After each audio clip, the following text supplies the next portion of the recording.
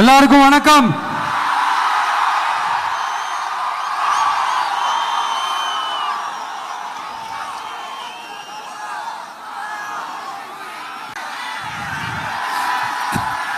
கிட்டத்தட்ட ஒரு 910 நாட்களுக்கு மேல உங்க மண்ணுக்காக போராடிட்டு இருக்கீங்க.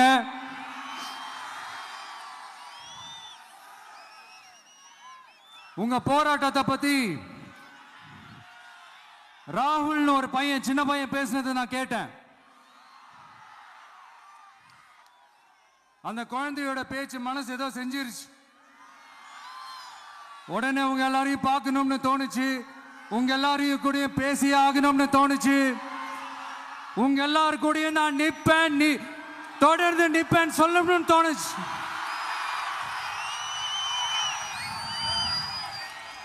ஒவ்வொரு வீட்டுக்கும் ரொம்ப முக்கியமானவங்க அந்த வீட்டில் இருக்கிற பெரியவங்க தான். அதே மாதிரி தான் நம்ம நாட்டுக்கு ரொம்ப முக்கியமானவங்க உங்களை மாதிரி விவசாயிங்க தான்.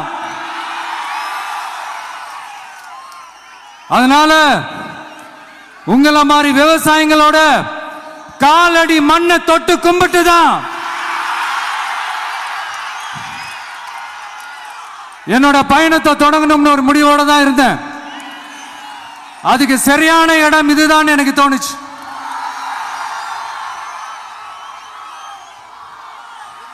என்ன, உங்க வீட்டில் இருக்கிற ஒரு மகனா என்னோட கள அரசியல் பயணம் உங்களோட ஆசீர்வாதத்தோட இங்கிருந்து தான் தொடங்குது. சரி, அதை விடுவோம். நம்மளுடைய முதல் மாநில மாநாட்டில் நம்ம கட்சியினுடைய கொள்கையை பத்திலாம் தான் எடுத்து சொன்னேன். அதுல ஒண்ணுதான் இயற்கை வள பாதுகாப்பு. சூழலியல் மற்றும் காலநிலை நெருக்கடியை எதிர்கொள்ளக்கூடிய, இயற்கைக்கு ஊறு விளைவிக்காத பகுதிசார் மாநில வளர்ச்சி பரவலாக்கம். இதான் நாம் அறிவிச்ச அந்த கொள்கை. இதான் நான் இங்க சொல்றதுக்கு காரணம் ஓட்டு அரசியலுக்காக இல்ல.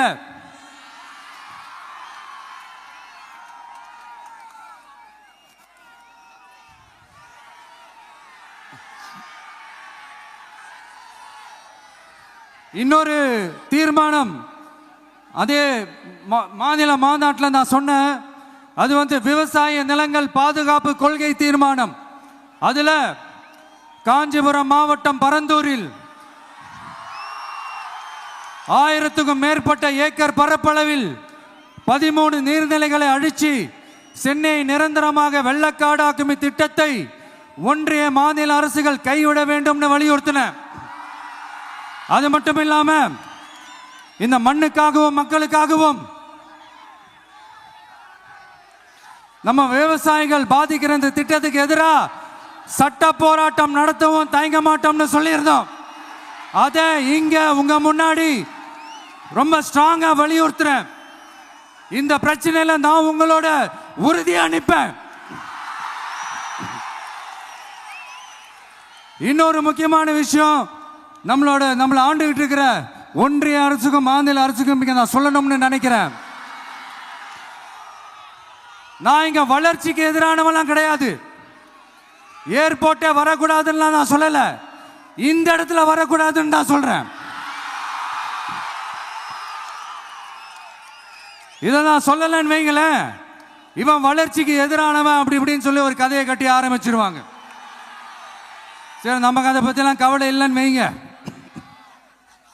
எல்லாத்துக்கும் மேல இன்னைக்கு இந்த பூமியில வாழ்ற எல்லா உயிரினங்களோட இருப்பையும் புவி வெப்பமயமாதல் பயமுறுத்திட்டு இருக்கு. அதனுடைய ரிசல்ட் தான் ஒவ்வொரு வருஷமும் இந்த மழை காலத்துல வெள்ளத்துல சென்னை சிட்டி எப்படி தத்தளிச்சுக்கிட்டு இருக்கிறது நம்ம பார்க்கிறோம். இப்போ ரீசன்ட் டைம்ல எடுத்த ஒரு அறிவியல் ஆய்வுல இப்படி ஒவ்வொரு வருஷம் சென்னையில வர ஃப்ளட்டுக்கு காரணமே இங்க இந்த சுற்றுவட்டார பகுதியில் இருக்கிற சதுப்பு நிலங்களை, நீர்நிலைகளை அழிச்சது தான் சொல்லுது. இப்படி ஒரு சூழல் இருக்கும் போது 90% ஆஃப் விவசாய நிலங்கள், 90% ஆஃப் நீர்நிலைகளை அழிச்சு இங்க அந்த பரந்தூர் விமான நிலையத்தை கொண்டு வரணும்னு எடுக்கிற அந்த முடிவை எந்த அரசா இருந்தாலும் அது மக்கள் விரோத அரசா தான் இருக்க முடியும்.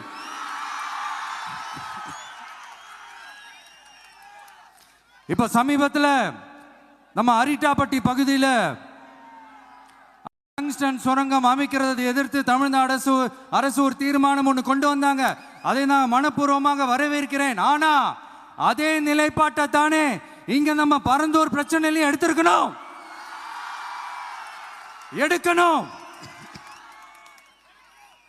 எப்படி அரிட்டாப்பட்டி பகுதி மக்கள் நம்ம மக்களோ அதே மாதிரி தானே பரந்தூர் மக்களும் நம்ம மக்கள். அப்படித்தானே ஒரு அரசாங்கம் யோசிக்கணும். ஆனா அப்படி செய்யலையே.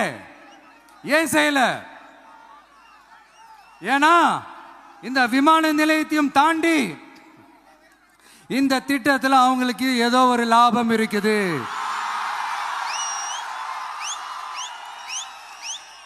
அத நம்ம மக்கள் எதிர்கட்சியா இருக்கும் போது 8 வழிச்சாலையை எதிர்த்தீங்க, அந்த காட்டுப்பள்ளி துறைமுகத்தை எடுத்தீங்க. அதே தானே இங்கேயும் அதே நிலைப்பாடு தானே இங்கேயும் எடுக்கணும்.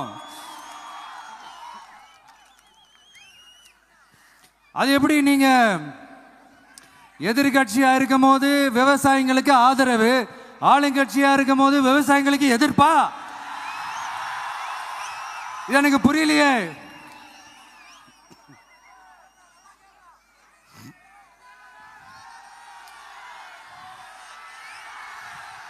அதனால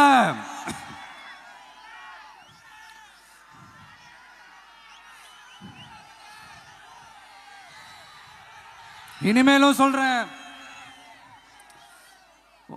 உங்க நாடகத்தெல்லாம் பார்த்துக்கிட்டு மக்கள் சும்மா இருக்க மாட்டாங்க.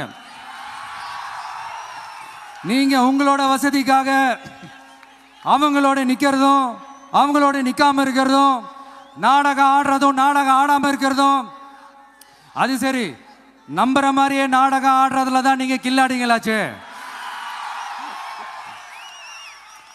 அதையும் மீறி நம்ம விவசாயிங்க உங்க போராட்டத்துக்கு எதிராக போராடினாங்கன்னா பிரச்சனை தான். அதனால இனிமேல் உங்க நாடகத்தை பார்த்துக்கிட்டு மக்கள் சும்மா இருக்க மாட்டாங்க. உங்களோட இந்த விமான நிலையத்துக்காக நீங்க ஆய்வு செஞ்ச இடத்தை மறு ஆய்வு செய்யணும்னு ஒன்றிய அரசுக்கும் மாநில அரசுக்கும் நான் கேட்டுக்கிறேன். விவசாய நிலங்கள் இல்லாத இந்த பாதிப்புகள் குறைவா இருக்கிற இடங்களா பார்த்து உங்களுடைய விமான நிலையத்தை கொண்டு வாங்க. வளர்ச்சி தான் மக்களை முன்னேற்றம். ஆனா அந்த வளர்ச்சின்ற பேர்ல நடக்கிற அழிவு மக்களை ரொம்பவே பாதிக்கும்.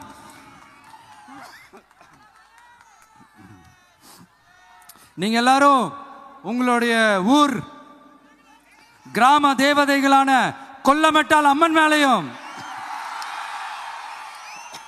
எல்லை அம்மன் மேலையும் ரொம்பவே நம்பிக்கை வச்சிருக்கீங்கன்றது எனக்கு தெரிஞ்சது. அந்த நம்பிக்கையை இழந்துடாதீங்க. உங்களுக்காகவும் உங்க ஊருக்காகவும் இனி உங்க வீட்டு பிள்ளையான நானும் தமிழக வெற்றி கழகத்தோட தோழர்களும் சட்டத்துக்கு உட்பட்டு எல்லா வழிகளிலும் உங்களோட உறுதி அனுப்பேன்.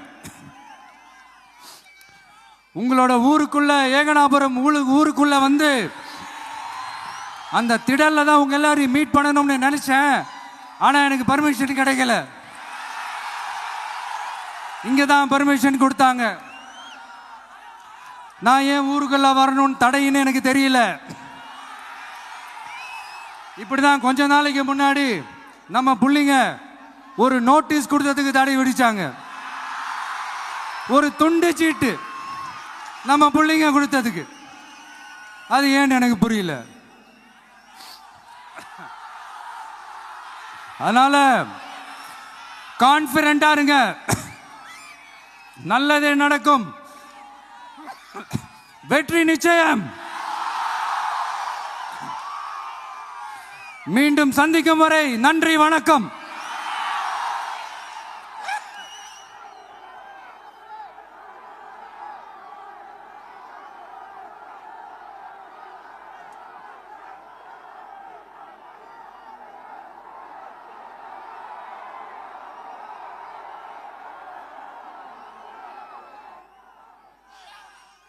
இன்னும் கொஞ்ச நேரம் டைம் ஸ்பெண்ட் பண்ணலான்னு தான் வந்தேன். ஆனால் நிலவரம் பார்த்தா முடியாது போல் இருக்கு.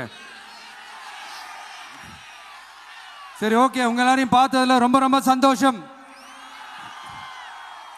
மீண்டும் இதே ஊருக்கு, உங்க ஏகனாபுரம் ஊருக்குள்ள நான் வரேன். Thank you so much.